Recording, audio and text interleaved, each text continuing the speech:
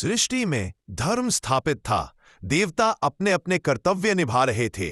फिर भी देवलोक में एक सूक्ष्म सा प्रश्न जन्म लेने लगा। वह प्रश्न धीरे धीरे बढ़ने लगा। इस त्रिलोक में सबसे महान कौन है, भगवान शिव या भगवान विष्णु? यह प्रश्न केवल जिज्ञासा नहीं था, यह अहंकार का बीज बन गया।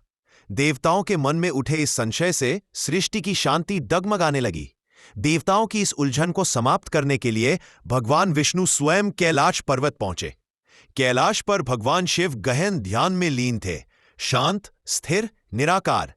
जब शिव ने नेत्र खोले तो सामने खड़े थे भगवान विष्णु। दोनों ने एक दूसरे को आदरपूर्वक प्रणाम किया, पर देवताओं का संशय माया का रूप ले चुका था। भगवान विष्णु ने गंभीर स्वर में कहा, यदि सत्य प्रकट होना है तो शक्ति की परीक्षा आवश्यक है।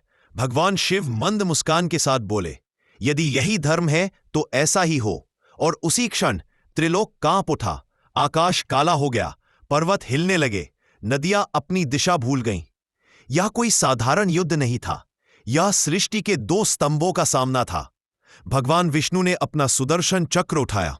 वह चक्र अग्नि की ज्वाला बनकर शिव की ओर बढ़ा। उधर भगवान शिव ने त्रिशूल धारण किया। डमरू की एक ध्वनि से दिशाएं थरथरा उठीं। पर तभी एक अद्भुत दृश्य घटित हुआ। सुदर्शन चक्र शिव के समीप पहुंचकर रुक गया। त्रिशूल विष्णु के सामने जाकर शांत हो गया।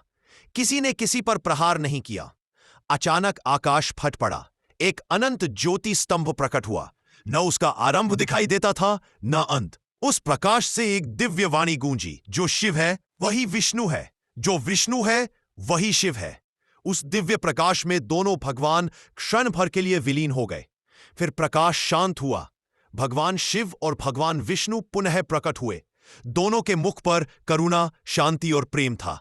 भगवान विष्णु बोले, आप संहार है, मैं संरक्षण हूं, पर हम अलग नहीं। भगवान शिव ने कहा, सृष्टि तभी चलती है जब हरि और हर एक हो। यह सुनते ही देवताओं का अहंकार टूट गया, उनका संशय समाप्त हो गया।